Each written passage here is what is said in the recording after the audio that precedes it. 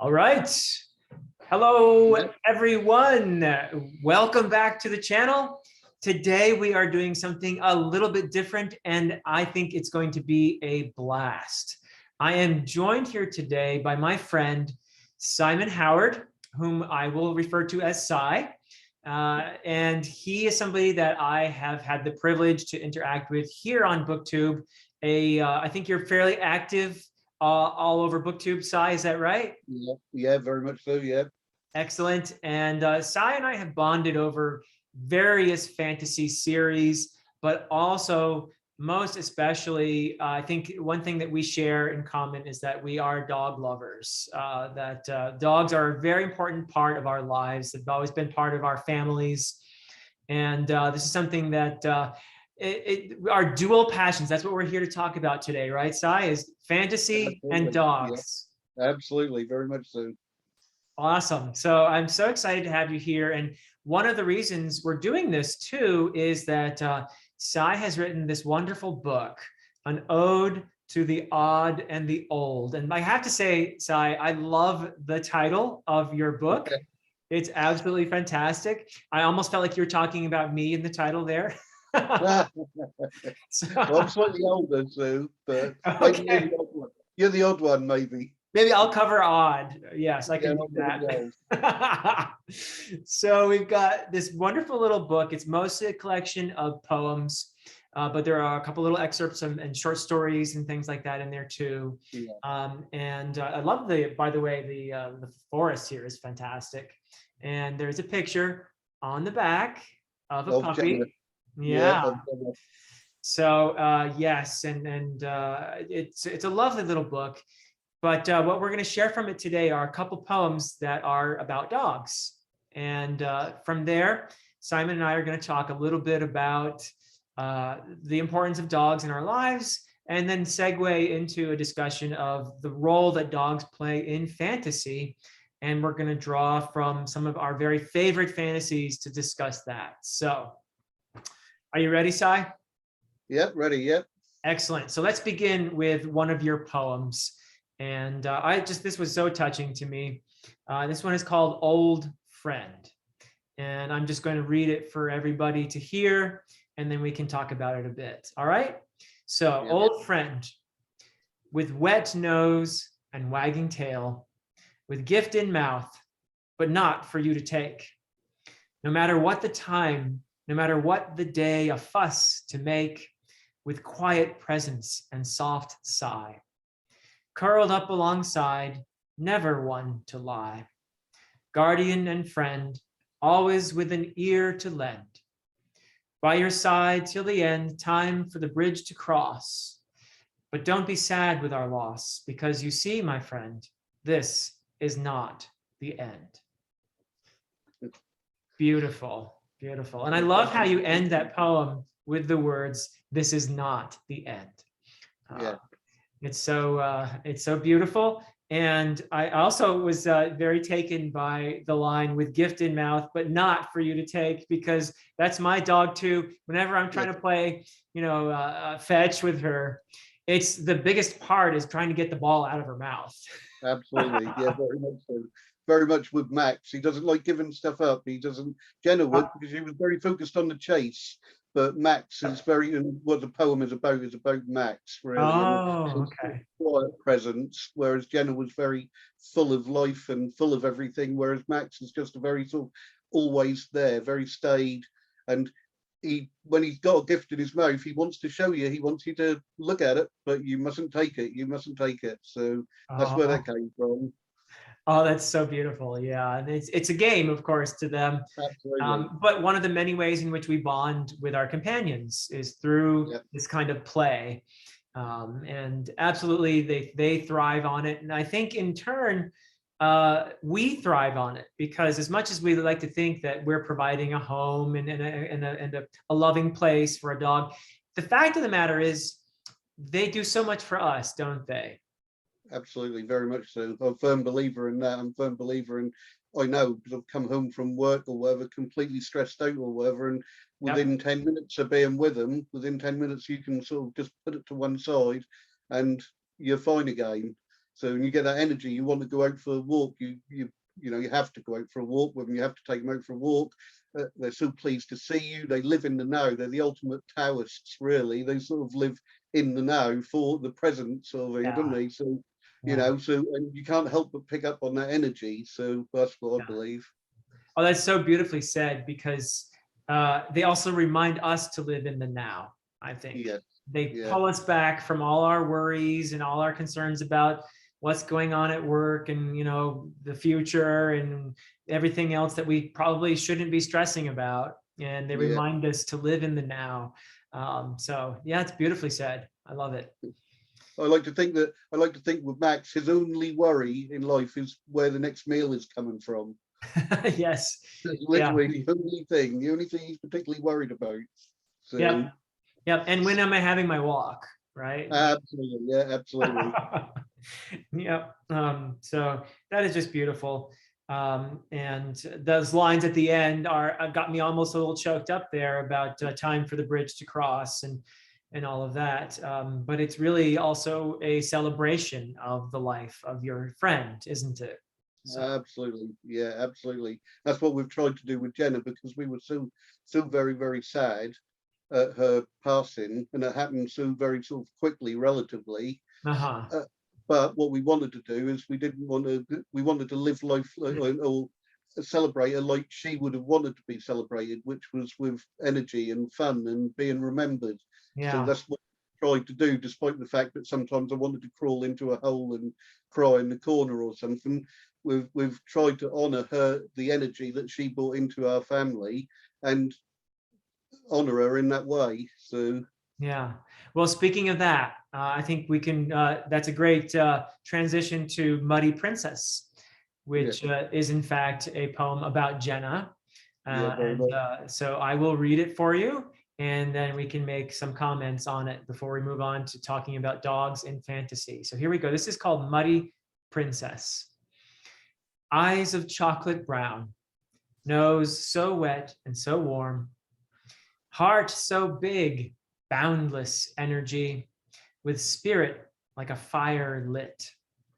Never one to quit, commands given and obeyed. Midnight fur so very soft, warm to touch, and ears like silk. Entitled and yet so giving. How I wish you would be forever living. Gone now and taken my heart, never wanted to be apart. When it rains, I look upon a puddle with grim sense. I will always think of my muddy princess. Beautiful, just beautiful. Yeah, thank you. Yeah. I get such a sense of her warmth and intelligence from this poem. It sounds like Jenna was a very smart companion. Yeah, she was. She would have made an excellent working dog. She would have been a good sort of sniffer dog. She was very much had a very, very strong work ethic, and she completely polar opposite to Max, whereas Max is sometimes got to prod him to, like a clockwork toy sort of thing, to stop, you've got to prod him to keep him moving, whereas Jenna was constant motion, and she was beautiful, intelligent, and my soulmate. And Muddy Princess is my nickname for her, because she would be a princess, but she would come back looking like she'd be a little dot in the distance. We'd take her for a walk, and she'd be a little, and she'd come back and she'd be covered in goodness knows what or whether, but with this huge grin on her face, and she'd be so happy with life when we took her somewhere new that she could explore and that. So she didn't have a mean bone in her body. She loved everybody. She would just, particularly family, but she just lived for the adventure. So, and that really did hit hard when she sort of went downhill very, very quickly, and we had to make the decision sort of thing for her sake more than anything. Yes. And I say that's where the book sort of came from. Really, I'd been toying with an idea of a book of poetry, because I've had all this poetry inside me, and she was the spur that sort of got me to write it down. So it's a wonderful thing, I believe, about literature and writing in general, is that it most certainly is a form of therapy. It is a way that we deal with life, with our losses and with our sorrow and our joy, and we celebrate our triumphs, and and our bonds and our relationships and the beauty of it all, which is so beautifully captured in that relationship you're describing with Jenna. They're just so, as you say, full of life. And at the same time, I feel one of the greatest tragedies of life is the fact that dogs don't live as long as people. When they're so much nicer than we are as well. Absolutely, absolutely. Yeah. Yeah, very much so. Very much so. I'd put her heart, Max's heart, in fact, any dog's heart up against any of us, and they would win out easily. Yeah. Because they just, like you say, they're very honest. So, absolutely. Completely honest. What we call honesty anyway. Do you know what I mean? They just call it living. It's just the way that they are. So, yeah, beautifully said. Yeah, they're the best possible friends, really. Wonderful companions. So thank you so much for allowing me to read those two poems from your book, An Ode to the Odd and the Old. And now with that, I think we can move on to talking a little bit. First, I want to mention, though, the fact that before we give some examples from our very favorite fantasy reads, just want to mention the fact that you are actually yourself writing a fantasy, and you're including some animal companions in there, aren't you? Yes, I am. I'm very, very nearly finished with Thomas the Reluctant Wizard, which is part of the Pendragon trilogy. And yes, there's going to be at least three, or there are at least three dogs in there, one of which can speak. Oh, so, great. Limited speech, but he can speak. So, and he has a very sort of antagonistic relationship with Ragnar the cat in it, who is one of the main characters.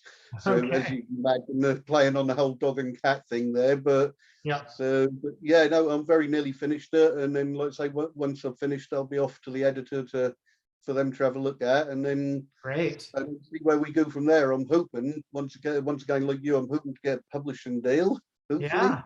But if I can't, I will self-publish like I did with the others. So I will.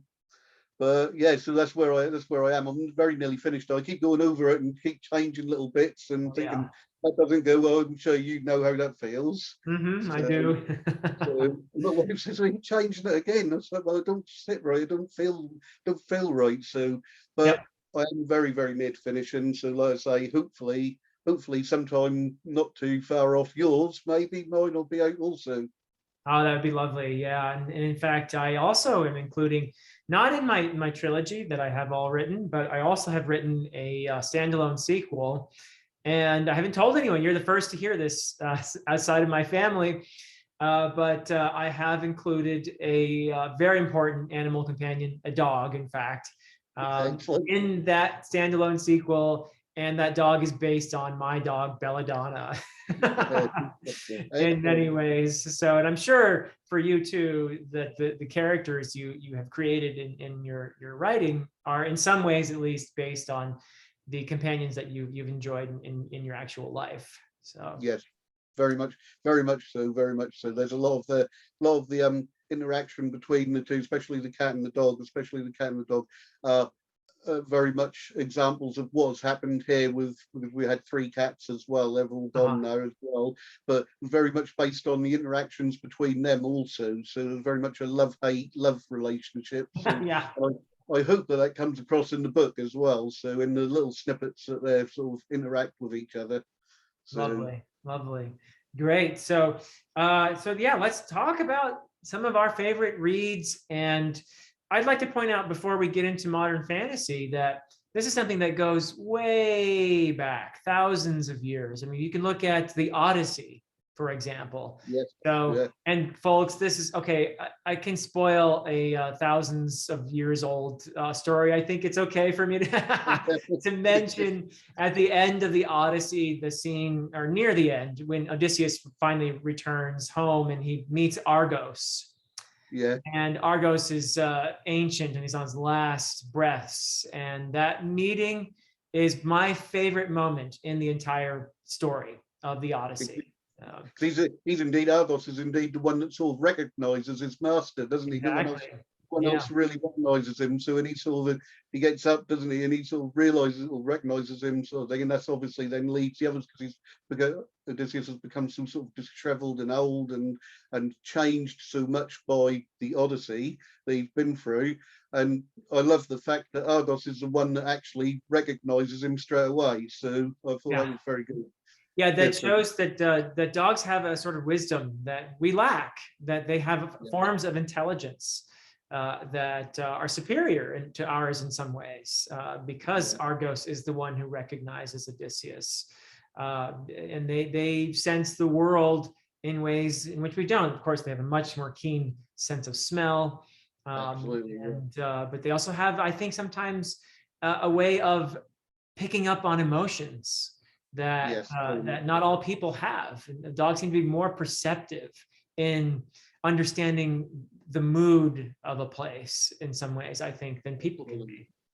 Well, I think that's very much with Jenna. That was, in as much as I think that's why we were so linked, is she was so good at, particularly with me, but with my wife as well. In fact, picking up on the changes and how I felt, sort of thing, and she was very, very good at dealing with that in her own way. And I think, like you said, because they see things differently, they don't have the preconceptions or the stuff going on in our head that stops us from seeing other people in the way that they need to be seen. They don't have that. They just have the living in the now, and when they focus, they fully focus.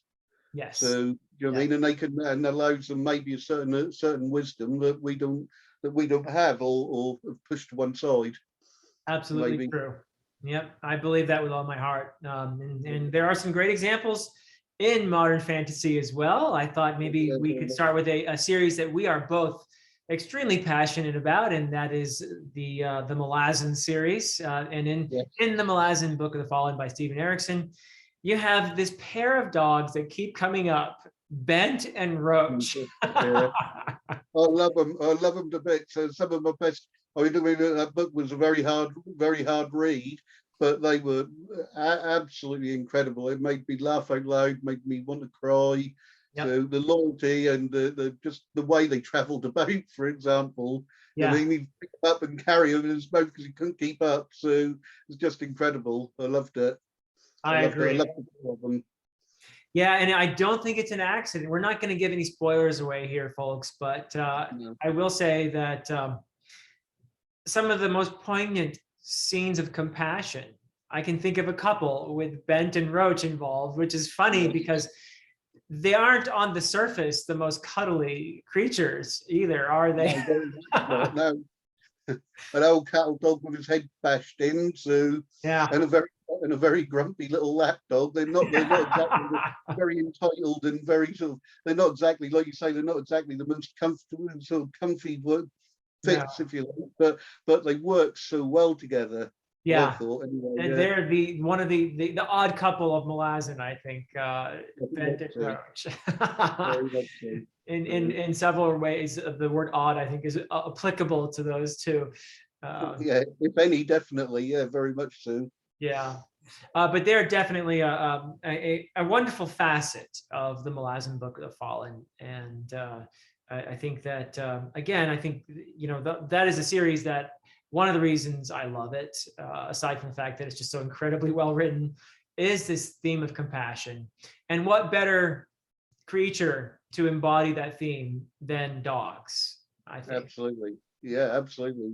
They're the ultimate, because they're not quite they haven't got quite the self-centeredness of the cat. They haven't got sort of the I don't know what to call it with the dragons, but the dragons are so far beyond us almost that they're sort of almost alien. Whereas they're too far out there.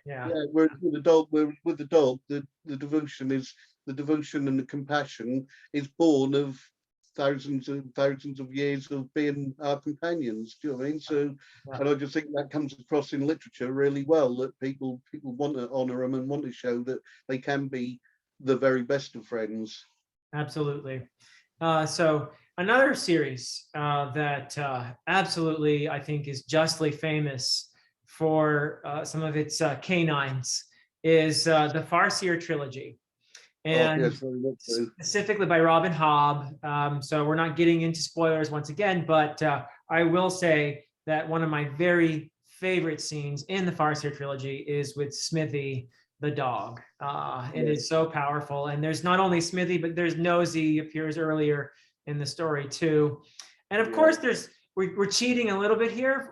We're including a wolf, but you cannot not mention Nighteyes, right? Nighteyes, yeah, absolutely, yeah, yeah. One of the best creations ever. It's just Nighteyes is incredible.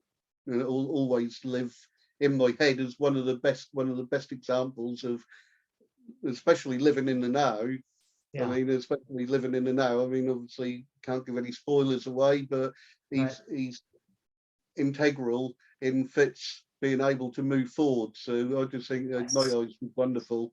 Yes, I mean, dogs are sometimes they're what get us through life, Absolutely. they Yeah. really are.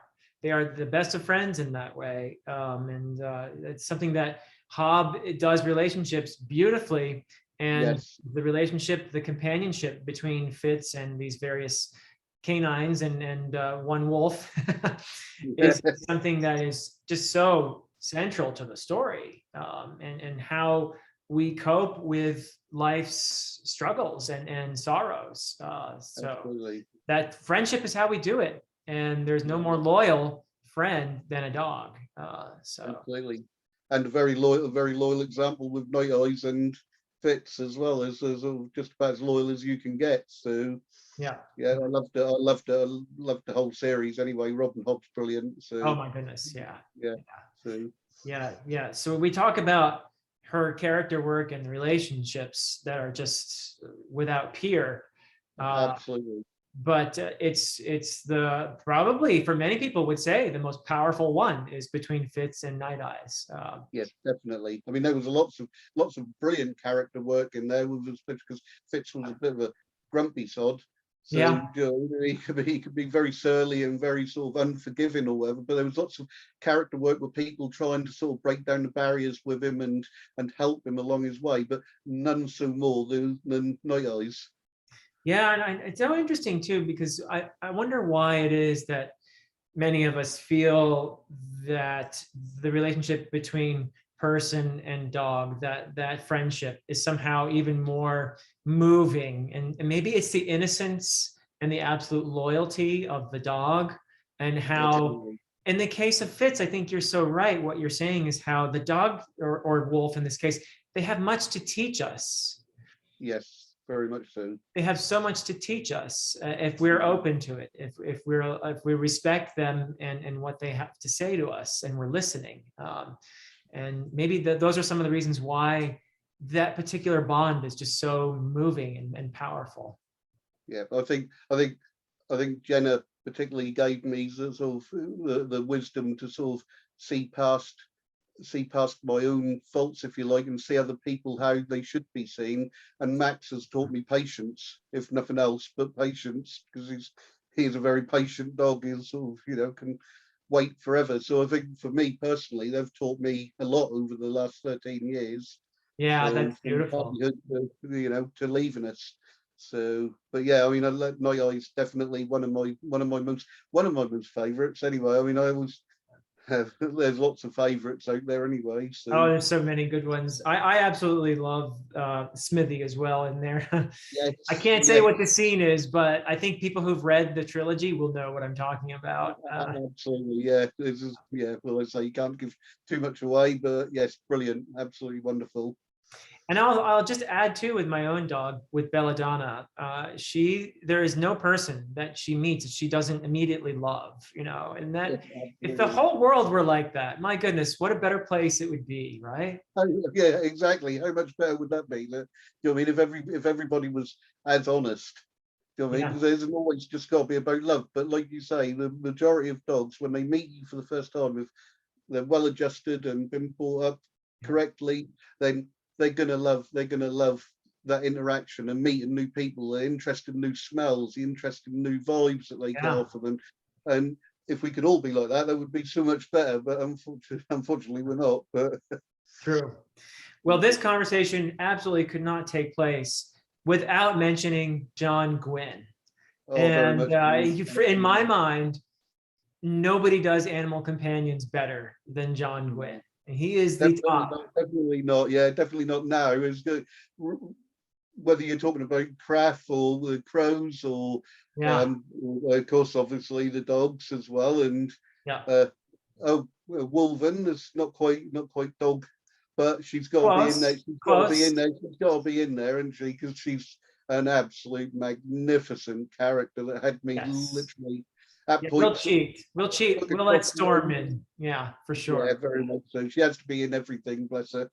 Yeah. So my wife knows everything there is to know about Storm just because I tell her whether she wants to know or not. I just tell her because I can't contain myself. When I've read it, I'll be like vibrating with the need to talk to somebody about Oh, it. So she yeah. knows all about Storm and Budeye and Craft and that, and about my wish that I could have a Craft. Oh my goodness. Yeah. Yeah. I would love a talking crow companion for sure. Yeah, yeah, definitely. It'd probably keep me in line. Yeah, same here, very much so. But there is actually a dog companion as well in The Faithful and the Fallen by John Gwynn. And that is, of course, Budeye, Yeah, or Budeye, or however you pronounce that. Do you say yeah. Budeye or? I'd say Budeye, I would, Yeah, but that's how I Budeye. say That it. sounds good to me. This is, of course, Thanan's hound, and Thanan Yeah, being Corbin's father. And I think yeah, readers of the series will also know the very powerful scene that occurs with Budeye and Thanon, and we can't say much about it because it would be a major spoiler. But it's certainly just a beautiful display of loyalty, and it is absolutely. something that actually happens in the world. That level of loyalty is you don't see it between people as much as you do between a dog and a person. So No, I can remember reading that with Jenna curled up beside me, and I was just like, oh that particular moment that you're talking about, and I yep. was just like, I rested my hand on her head as I was reading it, and I just Hmm. thought, John has got it perfectly, 100%. You couldn't nail a dog's loyalty any more than that. So, and I just tapped Jenna on the head, who looked up. She'd been asleep and was very annoyed that I'd woken her up. But Oh uh, as far as I'm concerned, John Gwynn's just absolutely incredible for lots of other reasons as well. The books are absolutely incredible, but yeah. the animal companions, which is what we're talking about, are beyond the pale, beyond anybody else so far. Anyway, I mean, I've read lots of animal companions. I've always had animal companions ever since I was a baby. In fact, I've got a picture of me as a baby with the two loyal hounds that we had at the time. And Oh, I'm on the grass, and I've got Sam and Josh with me there. So, but I've always been drawn to that fantasy side of things, obviously, since yeah. reading The Hobbit sort of thing and moving forward, and then Lord of the Rings, and even with Silmarillion, you had Huan, didn't you? Who Huan, was of course. Yes, we have to talk about Huan. Yeah, the ultimate dog, if you like. So yeah. uh, I was just doing a sort of, because I'm reading at the moment. I don't know if you can see that. Oh yes, Baron and Luthien. Yes, yes. So Huan, Uh, who is I think, embodiment of, he's the paragon of dogs, isn't he? Absolutely, very much so. Yeah, he's the ultimate dog, if you like. And I mean, I've read it already because I've read the Silmarillion, so I know. So I know, you know, what I mean, what happens and stuff. But he is very much the he's gifted with speech.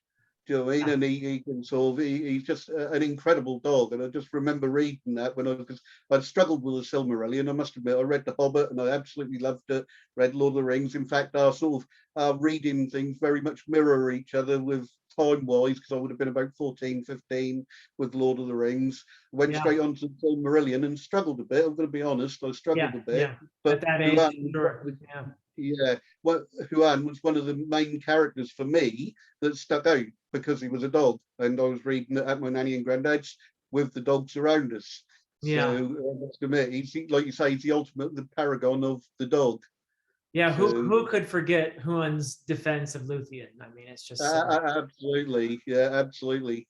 And so he played such a big part in in their story, Yeah. didn't he? You know what I mean? And I just did with their escape and with the defence, and I've always sort of stuck with me. It's always been at the back of my mind. So I had to mention him. I couldn't leave that out without mentioning Huan, bless him. Oh yeah, I'm glad you brought up Huan, because he is the absolute paragon of canine companions. Very good, too. Yeah, the prototype. So yeah, Yeah. I mean, good stuff. Another series that, again, we're cheating a little bit here if we're going to include the dire wolves from A Song of Ice and Fire. But I feel like dire wolves and wolves and wolvens and all of this, they're just super dogs, right? They're just a little more, Absolutely. they're just a Yeah. little more awesome and powerful. But really, I mean, they're dogs in wolves' clothing, aren't they? Yeah, very much so, very much so, because they still have that. You know, I mean, obviously, if you go back in time, the people have said that that's where the relationship came from, is the Yeah. sort of more friendly wolves coming to the campfires, all the scraps and such like, and then this symbiosis began with protection and Yep. and also then comfort and stuff at the end of the night, sort of thing, somewhere with fire to protect them from, you know, the terrors of the night, if you like. And the wolves, I think, are very much just like you say, a dog in wolf's clothes, if you like. So, and they're just very much like just waiting to be the dog. And I know Nighteyes would completely disagree with that, but I think they are just Undoubtedly. very strong feelings about dogs. But Yeah. you know, I think there's a dog inside every wolf waiting to get out. So I think and so. Nighteyes can protest all he well. wants, but I think you're right. Yeah. And in fantasy, that works really well because you can stretch the limits of what might actually happen or won't happen. I mean, obviously, I've never actually read the Game of Thrones because as I was looking for a big series to read, and I was just about to start that or Wheel of Time, and my brother-in-law said to me, which turned out to be very faithful, he said, read Gardens of the Moon.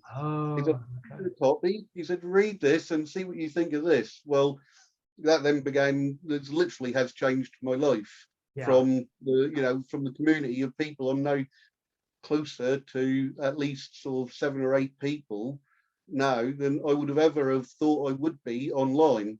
Because bear in mind, the online thing is like with yourself, is a sort of new phenomenon to me, sort of thing. If you like, I lived until my middle 30s without it. So yeah. So, but I'm now so close to the fact that I'm talking to people online about it and meeting people from other countries when they come to my country, solely based on the fact that we love Malazan Book of the Fallen. Yeah, isn't it beautiful? Yeah. And that's just, you know, and part of that is James's influence. He sort of gave me the book to read. He was on book 5 or 6. And I just couldn't stop until I'd caught him up. And we had this magical evening where we were sort of caught up and we were supposed to be doing the dishes on holiday. And we spent 2 hours talking about Malazan Book of the Fallen. Oh, that's great.